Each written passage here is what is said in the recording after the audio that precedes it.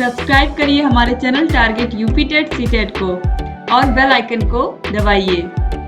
Hello friends, मैं रेनू स्वागत करती हूँ आप सभी भावी अध्यापक एवं अध्यापिकाओं का आपके अपनी channel target UP TET CTET में। दोस्तों, आज की इस वीडियो में हम आपके डायरेक्ट फर्स्ट सेमेस्टर के सेकंड पेपर का सोल्यूशन लेकर के आए। फर्स्ट पेपर का सोल्यूशन ऑलरेडी मैंने करा दिया है, उसकी लिंक आपको मिल जाएगी डिस्क्रिप्शन बॉक्स और कमेंट बॉक्स में। तो चलिए यहाँ पर हम क्वेश्चन नंबर 1 से देखते हैं। क्वेश्चन नंबर 1 है आपके वो विकल्पी प्रश्नों में, शिक्षण एक त्रिध्रुवी प्रक्रिया है। त्रिध्रुवी प्रक्रिया है, यह कथन किसका है? जॉनसन का, एडम्स का, बीएस ब्लूम का या फिर जॉन ड्यूबी का। दोस्तों, शिक्षा को त्रिध्रुवी प्रक्रिया किसने माना है? त्रिध्रुवी प्रक्रिया माना है जॉन ड्यूबी ने, जिसमें शिक्षक, छात्र और पाठ्यक्रम होता है, जबकि एडम्स रॉस ने केवल द्विध्रुवी माना है। तो ऑप्शन 4 यहाँ पर सही हो जाएगा। क्वेश्चन नंबर 2 है, किस शिक्षा शास्त्री ने शिक्षा को संपूर्ण जीवन माना है? दोस्तों, यहाँ पर टीपी नन दिया हुआ है, स्पेंसर दिया हुआ है, जॉन लॉक दिया हुआ है। इन तीनों की परिभाषा में आपको कहीं भी ये नहीं मिलेगा कि इन शिक्षा शास्त्रियों ने शिक्षा को संपूर्ण जीवन माना। इसके अलावा आदि शंकराचार्य ने भी नहीं कहा है ये दोस्तों ये परिभाषा। अगर मैं आपको टीपी नन की परिभाषा बताऊं तो इन्होंने कहा है दोस्तों कि शिक्षा मनुष्य के व्यक्तित्व का पूर्ण विकास है, जिससे कि वह अपने उच्चतम योग्यता के अनुसार मानव जीवन को मौलिक योगदान दे। ठीक है। अब इसके अलावा स्पेंसर की भी परिभाषा हम देख लेते हैं। स्पेंसर ने दोस्तों कहा है कि शिक्षा में आदतें, स्मरण, आदर्श, स्वरूप, शारीरिक तथा मानसिक कौशल, बौद्धिकता और रुचि, नैतिक विचार और ज्ञान ही नहीं विधियां भी सम्मिलित हैं। ये स्पेंसर ने कहा है। और अगर शंकराचार्य की बात करें, आदि शंकराचार्य का, तो इन्होंने शिक्षा का एकमात्र लक्ष्य बताया है विद्यार्थी को अज्ञान से मुक्त कर उसे ज्ञान के प्रकाश की ओर लेकर के जाना। तो इस तरीके से इसमें से किसी की भी परिभाषा ये नहीं है दोस्तों इसमें से, इसीलिए मैं किसी भी ऑप्शन को आपको नहीं बता सकती कि ये सही है। क्वेश्चन नंबर 3 पे आते हैं। संप्रेषण शब्द का लैटिन वर्ड कम्युनिस का आशय है सामान्य, असामान्य, उपयोगी या आदान प्रदान। तो संप्रेषण का मतलब होता है संदेशों का आदान प्रदान। अगर हम केवल कम्युनिस्ट शब्द की बात करें तो इसका मतलब होता है सामान्य, यानी कि ऑप्शन 1 जो है ये सही हो जाएगा। क्वेश्चन नंबर 4 है, संप्रेषण के तत्व हैं। संप्रेषण में कोई संदेश होता है, उस संदेश को पहुंचाने का एक माध्यम होता है और स्रोत होते हैं। तो ये तीनों ही होते हैं, तो ऑप्शन 4 यहाँ पर राइट आंसर हो जाएगा। अब क्वेश्चन नंबर 5 पे आते हैं। पूर्ण से अंश की ओर शिक्षण सूत्र किस सिद्धांत पर आधारित है? तो पूर्ण से, यानी कि जैसे अगर हम पूर्ण से अंश की ओर की बात करें शिक्षण सूत्र की, इसका मतलब क्या? ऑलरेडी मैं आप लोगों को बहुत बार समझा चुकी हूँ। अगर आपने जो शॉर्ट वीडियो मैंने बनाई थी इसका मास्टर क्लास अगर आपने देखा है तो बहुत इजी हुआ होगा आपके लिए ये पेपर। पूर्ण से अंश के मतलब यही है कि बच्चों को अगर फल के बारे में, हम पत्तियों के बारे में बता रहे तो सबसे पहले बच्चों को पूरा पेड़ हम दिखा दें। जब बच्चों को पूरा पेड़ हम दिखा देंगे तो फिर उसके बाद हम बताएंगे कि यहाँ पर देखो फल लगा हुआ है, यहाँ पर इसकी पत्तियां हैं, तो बच्चा आसानी से समझ पाएगा। तो यहाँ पर ये जो सिद्धांत है ये गेस्टाल्टवादी सिद्धांत है। ऑप्शन नंबर 3 जो है दोस्तों ये राइट आंसर हो जाएगा। अब क्वेश्चन नंबर 6 है, प्रश्नोत्तर विधि के जनक कौन है? सुकरात, प्लेटो, अरस्तु या डीवी। तो आप सभी लोग को इसका आंसर पता ही है, सुकरात है। प्रश्नोत्तर विधि सुकरात ने दी है। मैंने इतनी बार आप लोगों को बताया है, आप लोगों को ये याद हो गया होगा दोस्तों। अब क्वेश्चन नंबर 7 पे हम आते हैं। क्वेश्चन नंबर 7 है, निदान की प्रक्रिया से संपादित होता है। निदान और उपचार। निदान का मतलब सिंपल सा होता है कि बच्चे का कौन सा विषय कमजोर है, बच्चे का कौन सा विषय बहुत ज्यादा वीक है, यानी कि वह हिंदी में कमजोर है, अंग्रेजी में कमजोर है, गणित में, किसमें वो कमजोर है, हमें बस पता लगाना है कि बच्चे की समस्या क्या है। तो समस्या की पहचान यही होता है निदान। तो देखिए यहाँ पर ऑप्शन नंबर 1 ही है, ये बिल्कुल सही है। समस्या की पहचान करना कि आखिर में बच्चे की प्रॉब्लम क्या है, और जब प्रॉब्लम मिल जाएगी तो फिर उसका सोल्यूशन भी हो जाएगा। ऑप्शन 1 सही हो जाएगा। क्वेश्चन नंबर 8 है, सूक्ष्म शिक्षण में निम्न में से कौन से तत्व का समावेश नहीं होता है? सूक्ष्म समय, सूक्ष्म कक्षा आकार, बृहद पाठ्य वस्तु या अभ्यास आधारित शिक्षण। दोस्तों, जो सूक्ष्म शिक्षण होता है जिसको हम माइक्रो टीचिंग कहते हैं, माइक्रो टीचिंग आपको पता है मुश्किल से 5 से 6 मिनट का होता है। तो इसमें समय बहुत कम होता है और जो कक्षा होती है उसका आकार भी या कम बच्चे होते हैं। ठीक है। और ये अभ्यास आधारित तो होता ही है, क्योंकि हमें इसके लिए प्रैक्टिस करके आना होता है। क्योंकि जब पहले हम अपने ही साथ के सहपाठियों को ही भले हम पढ़ाते हैं, लेकिन हमें प्रिपेयर होकर उसके लिए आना पड़ता है। तो अभ्यास तो होता ही है, लेकिन बृहद पाठ्य वस्तु नहीं होती है, बहुत ज्यादा आपको नहीं पढ़ाना होता है। तो ऑप्शन 3 जो है, चूंकि नाम ही है सूक्ष्म यानी कि छोटा, तो बृहद बड़ा शब्द कैसे आ जाएगा? तो ऑप्शन नंबर 3 जो है बृहद पाठ्य वस्तु, बहुत बड़ा पाठ्य वस्तु आप कैसे पढ़ा लोगे 5 से 6 मिनट में? तो ऑप्शन 3 जो है ये सही हो जाएगा। अब क्वेश्चन नंबर 9 पे आते हैं। पाठशाला या विद्यालय को उद्यान किसने कहा? गार्डन किसने कहा है? आप सभी लोगों को पता है किंडर गार्डन किसने कहा है? पाठशाला को, जो स्कूल है उसको उसको जो उद्यान है उसकी संज्ञा दी है फ्रॉबेल ने। फ्रॉबेल ने कहा है कि जो बच्चे होते हैं वो पौधों की तरह होते हैं और जो टीचर होते हैं वो माली की तरह होते हैं और वो बच्चों का ख्याल रखते हैं। तो उन्होंने पूरी पाठशाला को ही क्या कहा है? किंडर गार्डन कहा है। क्वेश्चन नंबर 10 है। व्याख्या विधि में छात्र बने रहते हैं सक्रिय, उत्साही, क्रियाशील या फिर निष्क्रिय? तो जो व्याख्यान विधि होती है, व्याख्यान विधि में बच्चे बिल्कुल निष्क्रिय रहते हैं, क्योंकि केवल टीचर ही बोलते रहते हैं, बच्चों को बोलने का मौका ही नहीं मिलता है।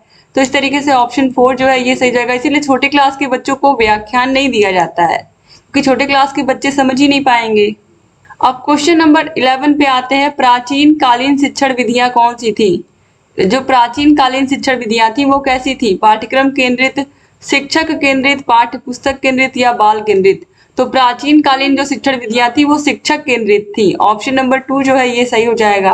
क्वेश्चन नंबर 12 है। प्रस्तावना प्रश्न का संबंध होता है विषय वस्तु से, पूर्व ज्ञान से, शिक्षक ज्ञान से या अश्रृंखलाबद्धता से? तो जो प्रस्तावना प्रश्न होते हैं जिसमें हम बच्चों से क्लास में जाते पूछते हैं, तो वो बच्चों के पूर्व ज्ञान से संबंधित प्रश्न होते हैं, जिनसे बच्चे पहले से अवगत होते हैं।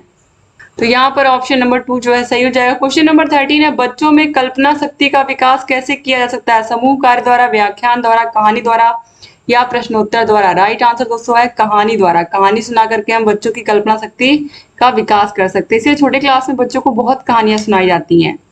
क्वेश्चन नंबर 14 पे आते हैं। पाठ के प्रमुख तथ्यों को बार बार दोहराना किस शिक्षण सिद्धांत के अंतर्गत आता है? पाठ के तथ्यों को बार बार दोहराना, चयन का सिद्धांत, प्रेरणा का सिद्धांत, आवृत्ति का सिद्धांत या नियोजन का सिद्धांत? तो इसको हम कहते हैं आवृत्ति का सिद्धांत। ऑप्शन नंबर 3 जो है ये सही हो जाएगा। तो यहाँ पर क्वेश्चन नंबर 15 है, लास्ट क्वेश्चन है। पर्यटन विधि से छात्रों में विकास होता है समय के सदुपयोग का, मनोरंजन का, बौद्धिकता का या निरीक्षण या अवलोकन का? जब बच्चों का कहीं टूर जाता है या कहीं पर बच्चों को ले जाया जाता है कुछ चीजें दिखाने के लिए, कहीं पर भ्रमण के लिए, तो बच्चे वहां पर निरीक्षण व अवलोकन करना सीखते हैं। बहुत ही करीब से उन चीजों को देख, जैसे मान लीजिए बच्चों ने ताजमहल के बारे में पढ़ा, ताजमहल उनको जाकर के दिखाया गया, तो ताजमहल को देखने का अवसर मिलेगा, अवलोकन करने का, और अच्छे से वो उसके विषय में जानेंगे, उस बिल्डिंग या उस भवन के विषय में जानेंगे। तो इस तरीके से यहाँ पर ऑप्शन 4 जो है वो सही हो गया। उम्मीद करती हूँ आपके मैक्सिमम क्वेश्चन सही हुए होंगे। यहाँ पर मैंने पूरी कोशिश की है कि आपको बिल्कुल सही आंसर दिए जाए, कंफ्यूजन बिल्कुल ना रहे दोस्तों आप लोगों को। अब यहाँ पर अति लघु उत्तरीय प्रश्नों को भी हम लोग देख लेते हैं। अति लघु उत्तरीय प्रश्नों में क्वेश्चन नंबर 16 है कि शिक्षण में प्रश्नोत्तर विधि का प्रविधि का क्या महत्व? तो आप सभी को पता है कि शिक्षण में प्रश्नोत्तर प्रविधि जो है इसका बहुत महत्व है, क्योंकि कक्षा में भी शिक्षक कोई भी चैप्टर पढ़ाते हुए खड़ा करके बच्चों से प्रश्नों को पूछ लेते हैं, और बच्चों को भी जो चीज नहीं समझ में आती है वो पूछ लेते हैं, और फिर उसके बाद जब चैप्टर खत्म होता है तो फिर भी आप देखते हो उसके बाद भी बच्चों को क्वेश्चन आंसर लिखवाए जाते हैं उस चैप्टर के। ठीक है, इसके बाद क्वेश्चन नंबर 17 पे आते हैं। बहुस्तरीय कक्षा शिक्षण किसे कहते हैं? दोस्तों जो बहुस्तरीय शिक्षण होता है, बहुस्तरीय शिक्षण में अलग अलग स्तर के छात्रों को एक साथ सिखाना, जिसमें दोस्तों आपको पता है अगर एक कक्षा उसमें 30 बच्चे, 30 के 30 बच्चे तो एक तेज नहीं होंगे या सारे के सारे कमजोर नहीं होंगे। तो इस तरीके से अलग अलग स्तर के बच्चों को साथ बैठा करके हमें क्या करना है? सिखाना है। ठीक है, तो इस तरीके से इसीलिए इसे हम कहते हैं बहुस्तरीय शिक्षण।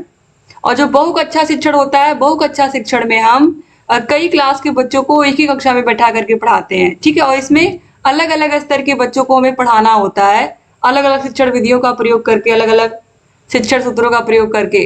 क्वेश्चन नंबर 18 है। संप्रेषण की 4 विशेषताएं बताइए। तो संप्रेषण की मदद से तो आप सभी को पता ही है कि हम अपनी बातों को, विचारों को लोगों के सामने रख पाते हैं, और इसी के द्वारा हम लोगों के विचारों को ग्रहण भी कर पाते हैं, लोगों की बातों को समझ भी पाते हैं। और इस तरीके से संप्रेषण के माध्यम से ही क्या होता है? हमारा समाज में अपना एक नाम बनता है।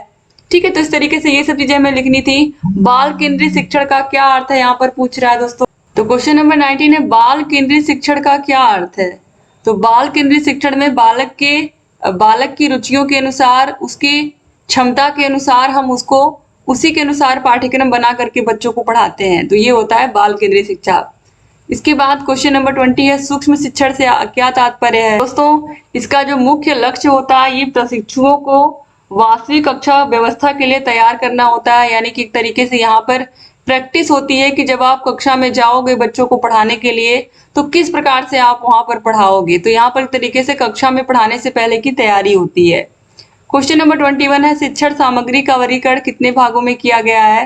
तो सहायक शिक्षण सामग्रियों की अगर हम बात करें तो मुख्य रूप से दृश्य दृश्य सामग्री, जिसमें कि बोर्ड आता है, विजुअल जो कि होता है दोस्तों, जिसमें हम देख पाते हैं। इसके अलावा श्रव्य सामग्री में टेप रिकॉर्डर होता है, रेडियो होता है, और दृश्य श्रव्य में कंप्यूटर हुआ, टेलीविजन हुआ, ये सब आते हैं। तो 3 भागों में।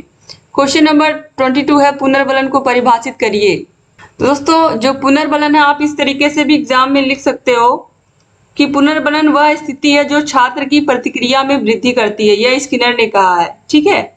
इसके अलावा अगर हम और भी परिभाषा देखें तो दोस्तों, ओलिवर ने कहा है वीडियो पुनर्बलन पर्यवेक्षक द्वारा दिए गए मौखिक पुनर्बलन से अधिक प्रभावशाली होता है।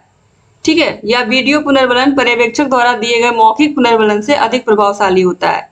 एक तरीके से हम कह सकते हैं बच्चा जब कक्षा में कुछ अच्छा करता है या बच्चे को कोई सवाल दिया गया उसको लगा करके उसने सबसे पहले कक्षा में दिखा दिया, तो इस तरीके से बच्चे को थोड़ा सा हमने शाबाशी दे दी, कुछ अच्छे शब्द बोल दिए तो बच्चा और मोटिवेट हो जाता है। ठीक है। इसके बाद क्वेश्चन नंबर 23 है, अनुदेशन का क्या आशय है, समझाइए। दोस्तों, अनुदेशन का सामान्य सा अर्थ होता है सूचना देना अथवा आज्ञा देना, या एक तरीके से बच्चों को हम क्लास में यही सारी चीजें तो करते हैं, उनको हम सूचना ही तो देते हैं, नॉलेज ही तो देते हैं। बस ये चीजें इसमें लिखनी थी। फिर है शिक्षण के अभिप्रेरणा सिद्धांत से आप क्या समझते हैं। तो अभिप्रेरणा सिद्धांत में आपको पता ही है कि बच्चों के अंदर हमें खुद से मोटिवेशन पैदा करनी है, जिससे वो आसानी से अपने विषय में वो खुद अच्छा करने का प्रयास करें, उन्हें बार बार रोज रोज पढ़ने के लिए मोटिवेट ना करना पड़े। फिर क्वेश्चन नंबर 25 है, प्रश्नीकरण कौशल के किन्हीं 2 घटकों का नाम लिखिए। तो दोस्तों, मुख्य रूप से प्रश्नीकरण यानी कि प्रश्न पत्र जब बच्चों का बनाते हैं तो हम निर्माण प्रक्रिया, प्रस्तुतिकरण, प्रोत्साहन, या ये सब चीजें आती हैं इसके अंतर्गत। क्वेश्चन नंबर, यहाँ पर केवल प्रश्नीकरण का मतलब ये नहीं कि आप केवल क्वेश्चन पेपर बना रहे हैं, आप बच्चों से प्रश्न कर रहे हैं, वो भी यहाँ पर इंक्लूड होगा।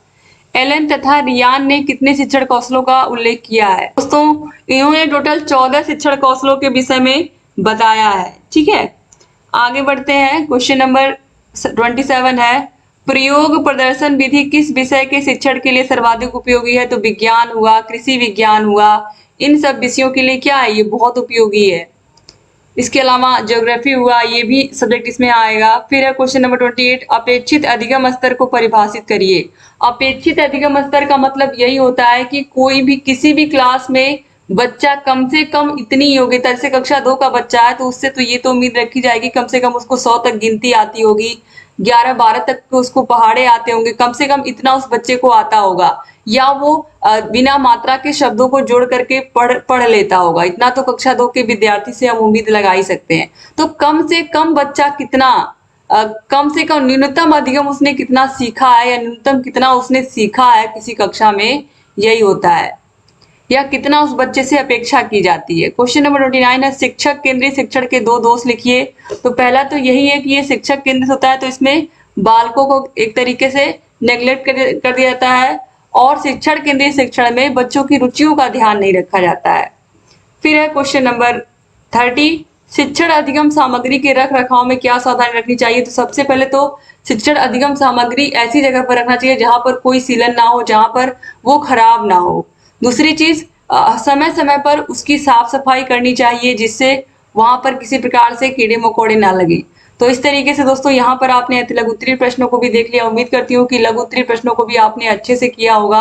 अगर आपने सारे वीडियोस देखी है मेरी तो आप लोगों के पेपर बहुत अच्छे हुए होंगे, और अगर नहीं देखी है तो अगले जितने भी पेपर्स हैं आप जरूर देखिएगा। इस नंबर पर आप कांटेक्ट करके भी आप वीडियोस मांग सकते हो। अगर आपको नहीं मिल रही है तो आप अपनी जो भी समस्या उसको बता सकते हैं। आप इंस्टा पे जरूर हमें फॉलो कर लीजिए दोस्तों, और thank you so much video को पूरा देखने के लिए। फर्स्ट पेपर का सोल्यूशन आपको मिल जाएगा, और आगे आने वाले जितने भी विषय है सबकी लिंक आपको मिल जाएगी डिस्क्रिप्शन बॉक्स और कमेंट बॉक्स में। तो thank you so much video को पूरा देखने के लिए। एक बार फिर से आप सभी का अगर चैनल को सब्सक्राइब नहीं किया है तो प्लीज सब्सक्राइब कर दीजिए, एक बार फिर से मैं कह रही हूँ। और वीडियो को शेयर करना मत भूलिएगा अपने कॉलेज फ्रेंड्स को। जितना हो सके उतना सही आंसर्स बताने की मैंने पूरी कोशिश की है दोस्तों, और उम्मीद करती हूँ कि आप लोग शेयर करोगे वीडियो को। चैनल से ऐसे बने रहिए और ढेर सारी वीडियोस मैं लेकर के आती रहूंगी, और आप लोग की जो तैयारी है उसको और बेहतर करती रहूंगी। जय हिंद दोस्तों।